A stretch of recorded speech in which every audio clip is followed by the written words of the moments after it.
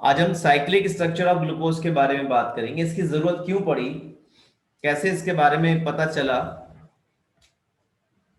वो आज हम सीखेंगे। तो जो ओपन चेन स्ट्रक्चर फिशर ने प्रपोज किया था, उस स्ट्रक्चर के बेस पर कुछ प्रॉपर्टीज ग्लूकोज की सेटिस्फाइड नहीं हो रही थी। जैसे फिशर के स्ट्रक्चर के अकॉर्डिंग एल्डिहाइड ग्रुप प्रेजेंट है नंबर 1 पर, लेकिन जो एल्डिहाइड ग्रुप की कैरेक्टरिस्टिक रिएक्शंस है, जैसे शिफ्ट बेस के साथ एल्डिहाइडिक ग्रुप जहां भी होगा वो पिंक कर देगा। सोडियम हाइड्रोजन सल्फाइड के साथ एडिशन प्रोडक्ट बनाना चाहिए अगर एल्डिहाइडिक ग्रुप कंपाउंड में प्रेजेंट है तो, लेकिन ग्लूकोज ये रिएक्शन नहीं दे रहा था। Despite having the aldehyde group, glucose does not give Schiff's test and it does not form hydrogen sulfide addition product with NaHSO3। तो बहुत बड़ी प्रॉब्लम थी। एल्डिहाइडिक ग्रुप है, फिर भी एल्डिहाइडिक ग्रुप की जो करेक्टरिस्टिक टेस्ट है, करेक्टरिस्टिक रिएक्शन है, वो ग्लूकोज नहीं दे पा रहा है। इसी तरह से जो पेंटा एसिटेट ऑफ ग्लूकोज है, जो हमने ग्लूकोज की रिएक्शन एसिटिक एनहाइड्राइड करके बनाया था, वो हाइड्रोक्सिलअमीन के साथ रिएक्शन नहीं करता।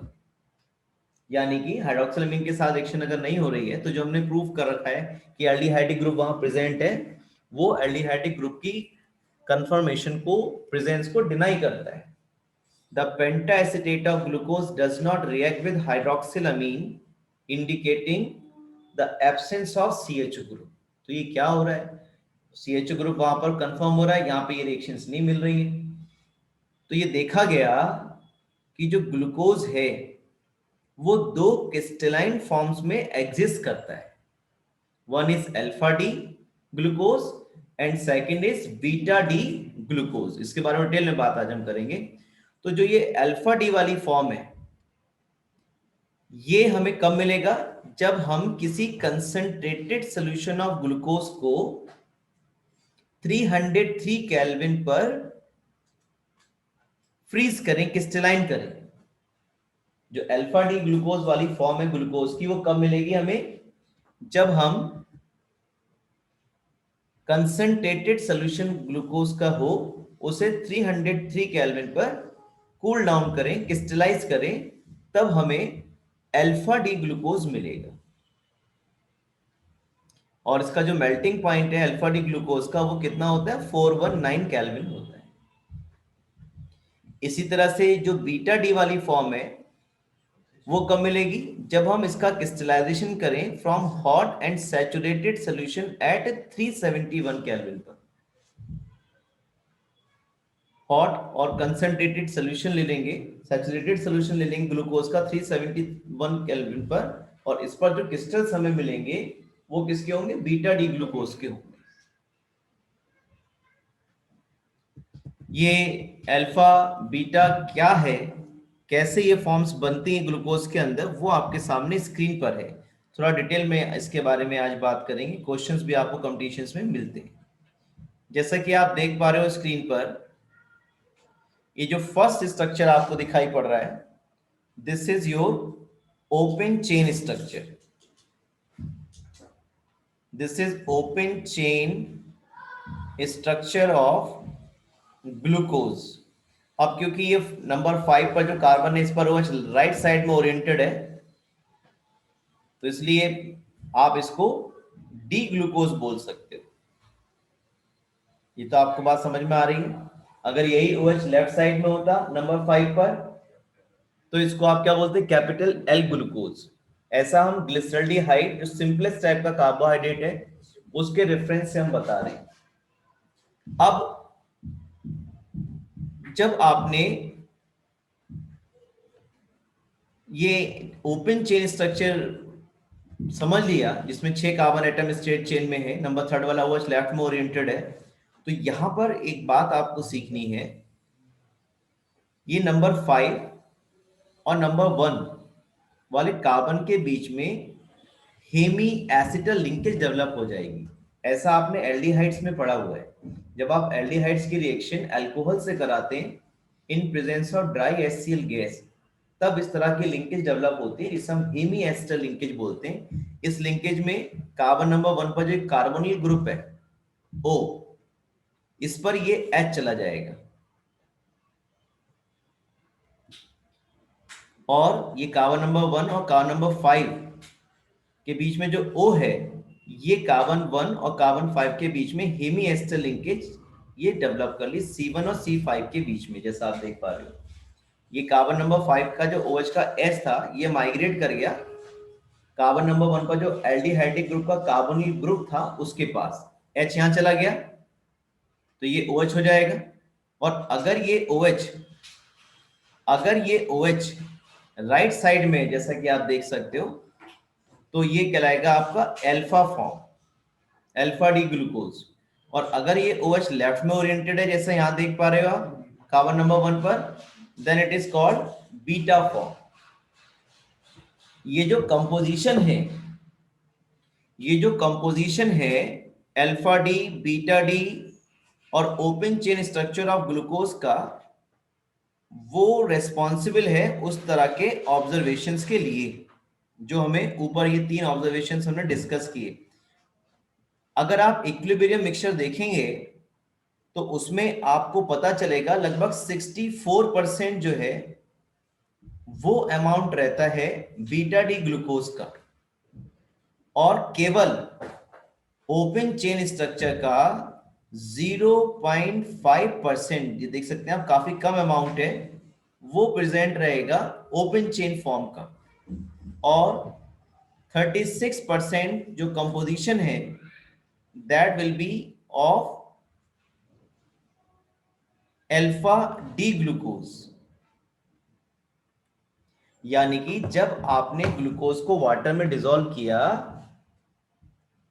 तो ग्लूकोज जो है इस तरह के स्टीरियो आइसोमर्स बनाएगा। स्टीरियो आइसोमर्स का मतलब है जिसमें स्पेस में एटम्स का या ग्रुप ऑफ एटम्स का जो अरेंजमेंट है वो डिफर हो रहा हो। तो ये जो अल्फा डी और बीटा डी फॉर्म्स हैं, they are said to be stereoisomers. Stereoisomers इसलिए इनको बोला हमने कि कार्बन नंबर 1 पर OH यहां पर राइट साइड में ओरिएंटेड है और बीटा फॉर्म में ये लेफ्ट साइड में ओरिएंटेड है। तो स्पेस में OH ग्रुप का जो ओरिएंटेशन है वो डिफर होने की वजह से ये आइसोमेरिक फॉर्म्स जो है वो स्टीरियो आइसोमर्स जो है ये फॉर्म हुए। तो ये जो ऊपर ऑब्जर्वेशंस थे कि भाई NaHCO3 के साथ एडिशन प्रोडक्ट नहीं मिल रहा, शिफ्ट बेस के साथ रिएक्शन नहीं मिल रही, हाइड्रोक्सिल अमीन के साथ पेंटा एसीटेट जो ग्लूकोज का वो रिएक्शन नहीं कर रहा, वो सारी बातें हम ग्लूकोज के ओपन चेन स्ट्रक्चर से एक्सप्लेन नहीं कर सकते, जो कि फिशर ने प्रपोज किया था। दिस इज द, यहां पर जो एल्डिहाइडिक ग्रुप है इन स्ट्रक्चर्स में आप देख सकते हो वो hemiacetal linkage C1 C5 hemiacetal linkage develop करने में इन्वॉल्व हो गया है। और इसी वजह से जो CHO वाली प्रॉपर्टीज हैं, शिफ्ट बेस के साथ रिएक्शन, सोडियम बाइसल्फाइड के साथ एडिशन रिएक्शन, वो नहीं आपको मिल पाती है। आप अगर इसका कंपोजिशन देखेंगे इक्विलिब्रियम मिक्सचर में, तो जो ओपन चेन स्ट्रक्चर का कंपोजिशन है वो काफी कम है, 0.5%, और जो अल्फा डी ग्लूकोज है वो लगभग 36%। इसलिए इस तरह की रिएक्शंस जो है वो हमें नहीं मिल पाती है। कंपोजिशन काफी कम है, 0.5% ओपन चेन स्ट्रक्चर का, इसलिए जो एल्डिहाइडिक ग्रुप वाली प्रॉपर्टीज हैं वो हमें नहीं मिल पाएंगी। ठीक है, तो इस बात को सब अच्छे से ध्यान रखेंगे। ये सारी प्रॉब्लम सिर्फ इसलिए आ गई क्योंकि जो ओपन चेन स्ट्रक्चर का कंपोजिशन है इक्विलिब्रियम मिक्सचर में वो काफी कम है, 0.5%, और अल्फा डी का लगभग 36% और बीटा डी इक्विलिब्रियम मिक्सचर में लगभग 64% रहेगा। एक बड़ा इंटरेस्टिंग सा ऑब्जर्वेशन यहां पर है, अगर आप सॉल्यूशन में अल्फा डी ग्लूकोज यानी कि वाटर में अल्फा डी ग्लूकोज वाली फॉर्म ऐड करते हो जिसका ऑप्टिकल रोटेशन 111 डिग्री होता है प्लस का, यानी क्लॉकवाइज डायरेक्शन में ये पीपीएल को रोटेट करेगा। तो ये optical rotation slowly and gradually decrease हो जाएगा 52.5 डिग्री में। इसी तरह से अगर आपने बीटा डी वाली फॉर्म वाटर में डिसॉल्व की तो इसका ऑप्टिकल रोटेशन रहता है 19.2 डिग्री क्लॉकवाइज, वो बढ़कर के कितना हो जाएगा 52.5 डिग्री। यानी कि इक्विलिब्रियम मिक्सचर में जो अल्फा डी बीटा डी वाली फॉर्म्स हैं ये अपना ऑप्टिकल रोटेशन चेंज करेंगे स्पॉन्टेनियसली अपने आप ही, और ये तब तक होता रहेगा जब तक कि जो ओपन चेन स्ट्रक्चर जिसका ऑप्टिकल रोटेशन 52.5 डिग्री होता है वो नहीं आ जाता। तो इस तरह से जो स्पॉन्टेनियस चेंज है ऑप्टिकल रोटेशन का, इस फिनोमिना को हम टर्म करते हैं म्यूटा रोटेशन। बहुत ही अच्छा टर्म है म्यूटा रोटेशन। ये आपकी एनसीईआरटी में इस तरह से जिक्र नहीं है, लेकिन एक अच्छा टर्म है तो आपको ये आना चाहिए। तो ये जो स्पॉन्टेनियस चेंज है in specific rotation of an optically active compound with time to a equilibrium value, equilibrium value कितनी है 52.5 डिग्री, ये आपका कहलाएगा म्यूटा रोटेशन।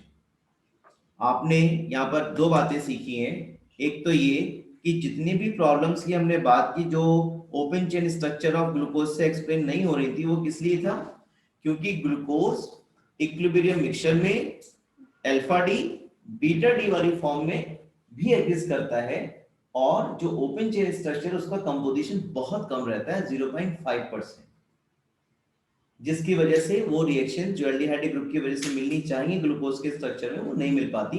क्योंकि आप देख पा रहे हो यहाँ पर जो एल्डिहाइड ग्रुप है वो hemiacetal linkage C1C5 develop करने में इन्वॉल्व हो गया है। अगर OH ग्रुप नंबर 1 वाले कार्बन एटम पर राइट साइड में आ गया है तो वो अल्फा डी फॉर्म हो जाएगा, जिसका ऑप्टिकल रोटेशन कितना होता है 111 डिग्री प्लस का। और अगर OH ग्रुप लेफ्ट में ओरिएंटेड होता है तो वो फॉर्म कौन सी कहलाएगी बीटा डी फॉर्म, और उसका ऑप्टिकल रोटेशन कितना होगा प्लस 19.2 डिग्री।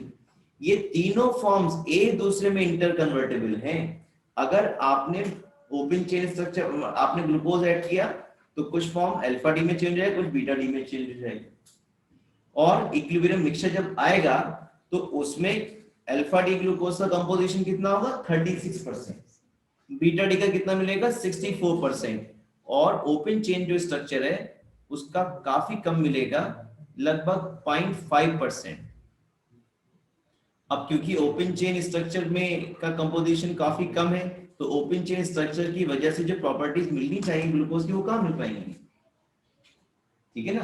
तो इसी वजह से जो हम ऊपर डिस्कस कर रहे थे despite having the aldehydic group glucose, तो यहाँ पर एक टर्म और सीखेंगे अभी हम एनोमर्स के बारे में और सीखेंगे। देखिए आप इस कार्बन की अगर बात करें कार्बन नंबर 1 के बारे में, देखिए ये कार्बन कैसा हो गया एसिमेट्रिक कार्बन हो गया, क्योंकि इससे H अलग है OH अलग है, ये थर्ड वैलेंसी अलग है और ये फोर्थ वैलेंसी भी बिल्कुल अलग है। तो इस तरह से ये जो कार्बन नंबर 1 है ये हेमी एसिटल लिंकेज डेवलप होने के बाद कैसा हो गया एसिमेट्रिक हो गया, और इस एसिमेट्रिक कार्बन पर OH अगर राइट में ओरिएंटेड है तो अल्फा डी फॉर्म, और अगर लेफ्ट में ओरिएंटेड है तो बीटा डी फॉर्म। ऐसा स्ट्रक्चर कब अराइज हो रहा है जब कार्बन नंबर 1 पर OH का जो ओरिएंटेशन है स्पेस में, या जो OH का स्पेटियल अरेंजमेंट है वो डिफर हो रहा है, राइट में अल्फा डी लेफ्ट में बीटा डी। तो इस तरह के जो स्ट्रक्चर्स हैं उन्हें हम बोलते हैं एनोमर्स। क्या बोलते हैं, और ऐसा कार्बन जिस पर एटम्स की पोजीशन या ग्रुप ऑफ एटम्स की पोजीशन चेंज होने से इस तरह के स्ट्रक्चर्स अराइज होते हैं वो कहलाता है आपका एनोमेरिक कार्बन। यानी कि यहाँ पर जो अल्फा डी और बीटा डी वाली फॉर्म्स हैं वो C1 के अराउंड OH ग्रुप की पोजीशन चेंज होने से स्पेस में अराइज हो रहे हैं। तो यहाँ पर जो C1 कार्बन है वो कैसा है आपका एनोमेरिक कार्बन कहलाएगा, और यहाँ पर जो अल्फा डी और बीटा डी फॉर्म्स हैं ये कहलाएंगे आपके एनोमर्स। ठीक है, तो एनोमर्स कब अराइज होंगे? जब कार्बन नंबर 1 पर जो पोजीशन है हाइड्रोक्सिल ग्रुप की वो डिफर करे। तो such isomers that is alpha form and beta form are called anomers. ठीक है, तो आपने ग्लूकोज का ओपन चेन स्ट्रक्चर सीखा, आपने ओपन चेन के साथ साथ साइक्लिक स्ट्रक्चर्स देखे, alpha D beta D equilibrium में रहते हैं। और ये जो साइक्लिक स्ट्रक्चर्स हैं इनको बहुत आसान तरीके से हम रिंग स्ट्रक्चर्स में भी लिख सकते हैं, वो हमें काफी आसान पड़ते हैं। तो इस तरह से जो साइक्लिक स्ट्रक्चर ऑफ ग्लूकोज है उनको हेवर्थ ने साइक्लिक स्ट्रक्चर्स की फॉर्म में एक्सप्लेन किया, और ये ग्लूकोज के आपके सामने साइक्लिक स्ट्रक्चर्स हैं। और इस साइक्लिक स्ट्रक्चर्स एक रिंग है जिसे हम बोलते हैं पायरन, इसके बेस पर हेवर्थ ने सजेस्ट किया। इनको हम पायरेनोज स्ट्रक्चर्स भी बोलते हैं। ओपन चेन स्ट्रक्चर आपने देखी जिसमें कोई लिंकेज नहीं बनी थी, CHO ग्रुप फ्री था। आपने साइक्लिक स्ट्रक्चर देखी जिसमें हेमी एस्टर लिंकेज बने थे, C1C5 alpha D beta D form बन गए। तो देखिए ये क्यों एरोमेटिक कंपाउंड है पायरन, इसके बारे में मैं आपको थोड़ा सा बता देता हूं।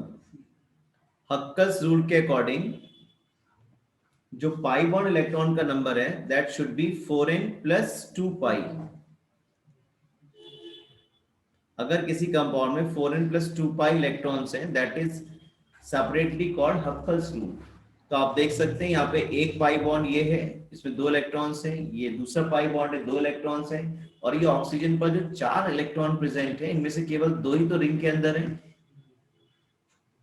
तो इस तरह हम जो ग्लूकोज के साइक्लिक स्ट्रक्चर्स हैं उन्हें हम रिंग स्ट्रक्चर में बना सकते हैं बहुत आसानी से। ठीक है, तो साइक्लिक स्ट्रक्चर कैसे बनेंगे वो हम सीख लेते हैं। देखिए बहुत ध्यान से सीखिए। देखिए मैं आपको साइक्लिक स्ट्रक्चर के सामने ये स्ट्रक्चर बना के दिखाता हूं तो आपको ज्यादा क्लैरिटी होगी, लेकिन प्लीज कोशिश ये ना करें कि साइक्लिक को रिंग में कन्वर्ट करने की कोशिश करें। देखिए आप, ये मैं आपके सामने साइक्लिक स्ट्रक्चर्स बना रहा हूं। ये पायरन रिंग को मैंने इस तरह से लिखा है, देखिए this is your पायरन ring, pyranose ring इसको आप बोल सकते हो। ये 6 मेंबर्ड रिंग है आपके सामने पायरन, और यहां पर हम ये बॉन्ड्स लगाएंगे कुछ। बहुत आसान है, देखिए सीखना बहुत सिंपल है। HOH HOH it is carbon number 1, it is 2, carbon number 3 आप सभी को मालूम है। यहाँ पर OH का ओरिएंटेशन हाँ अलग है then the other carbon atoms. तो HOH एंड हियर HCH2OH, ये आपके सामने पायरेनोज स्ट्रक्चर है, हेवर्थ फार्मूला है, रिंग स्ट्रक्चर है अल्फा डी ग्लूकोज का। ये अल्फा डी क्यों है उसको मैं बताता हूं। देखिए आपको, ये मैं आपके सामने अल्फा डी ग्लूकोज का स्ट्रक्चर बना रहा हूं।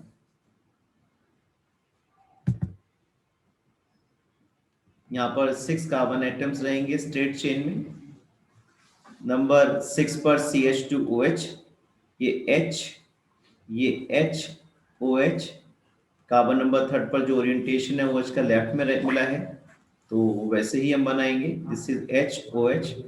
और यहाँ पर आप देख सकते हैं OH यहाँ पे कैसे रहता है, लेफ्ट में, सॉरी राइट साइड में। और ये एक लिंकेज जो है C1 और C5 के बीच में डेवलप हो जाती है, which is called what, C1C5 hemiacetal linkage, जो कि एल्डिहाइड ग्रुप और OH ग्रुप की तरह रहती है। देखिए आप, ये C1 और C5 देखिए आप सब बच्चे, C1 C5, ये C1 और ये C5, 1 2 3 4 5 और ये 6 कार्बन एटम, ये 6 कार्बन है ये। ठीक है, तो ये क्योंकि OH इसका और ये OH दोनों एक साइड में ऑन पेपर, तो ये हम क्या बोल दिया, this is the ring structure of alpha D glucose, या इसी को हम pyranose structure of alpha D glucose भी बोल देते हैं, क्योंकि ये पायरन रिंग को बेस मान करके ड्रॉ किया गया है। तो ये पायरेनोज स्ट्रक्चर है। अब देखिए बीटा डी कितना आसान हो जाएगा हमारे लिए बनाना। हाँ, क्या करना है बताया कोई बच्चा?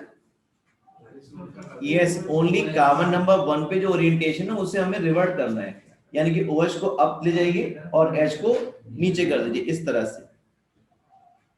अगर बीटा डी ग्लूकोज हमें बनाना हो तो हम ऐसे शो कर सकते हैं। देखिए, this is your beta D glucose, केवल यहां पर चेंज है, बाकी सब सेम रहने वाला है। ये OH अप और ये H डाउन,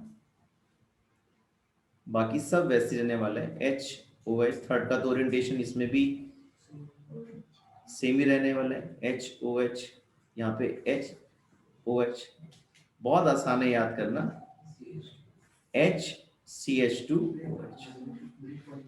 तो ये आपके सामने पायरेनोज स्ट्रक्चर है बीटा डी ग्लूकोज का, हेवर्थ स्ट्रक्चर है बीटा डी ग्लूकोज का, रिंग स्ट्रक्चर है बीटा डी ग्लूकोज का। तीन स्ट्रक्चर्स आपने पढ़े। Open chain, this is the cyclic structure, this is the cyclic structure of alpha D glucose, this is the ring structure of alpha D glucose और pyranose structure of alpha D glucose, या इसी को आप बोल सकते हो Haworth structure of alpha D glucose. और open chain तो आपको मालूम ही है, ओपन चेन आप ऐसे बना देते हो जिसमें एल्डिहाइड ग्रुप आपको दिखे, राइट। ये कार्बन नंबर 2, ये कार्बन नंबर 3 पर OH का ओरिएंटेशन फिशर को लेफ्ट में मिला था, तो वैसे ही इन्होंने बताया। बाकी ये OH राइट में इस तरह से। ये कार्बन नंबर 5, और क्योंकि कार्बन नंबर 5 पर OH राइट साइड में ओरिएंटेड है, CH2OH के नेक्स्ट वाला जो कार्बन है एसिमेट्रिक कार्बन पर OH का ओरिएंटेशन क्योंकि राइट साइड में, तो ये क्या हो गया कैपिटल डी ग्लूकोज, है ना। और इसमें OH अगर राइट में यहाँ पर है तो ये अल्फा डी ग्लूकोज का फॉर्म रहेगा। इसी तरह से हम फ्रक्टोज के बारे में भी सीखेंगे। इन रिंग स्ट्रक्चर को आप ग्लूकोपायरेनोज स्ट्रक्चर्स भी बोल सकते हैं, ठीक है। तो तीन तरह के स्ट्रक्चर्स आपने पढ़े क्लैरिटी के साथ, ओपन चेन, साइक्लिक और पायरेनोज रिंग या glucopyranose structures of alpha D and beta D glucose. Now we go for one more important monosaccharide, that is fructose. कुछ लोगों ने ऐसा बोला है कि भाई फ्रक्टोज जो है वो शुगर लेवल बॉडी में नहीं बढ़ाता, तो फ्रक्टोज के बारे में आज हम पढ़ेंगे। फ्रक्टोज इज एन इंपॉर्टेंट कीटोहेक्सोज, क्योंकि इसमें कीटोनिक ग्रुप के साथ पॉलीहाइड्रोक्सी ग्रुप्स प्रेजेंट रहते हैं, इसलिए इसको कीटोहेक्सोज हमने बोल दिया है। It is obtained along with glucose by the hydrolysis of disaccharide sucrose, जो घर में शुगर हम खा रहे हैं, cane sugar. It is a natural monosaccharide found in fruits, honey, vegetables. In its pure form, it is used as a sweetener. It is also an important ketohexose. जो structure इसका आपके सामने दिख रहा है, it is the open chain structure of fructose. इसको भी हम डिड्यूस कर सकते हैं। देखिए कैसे डिड्यूस कर सकते हैं हम इस फ्रक्टोज का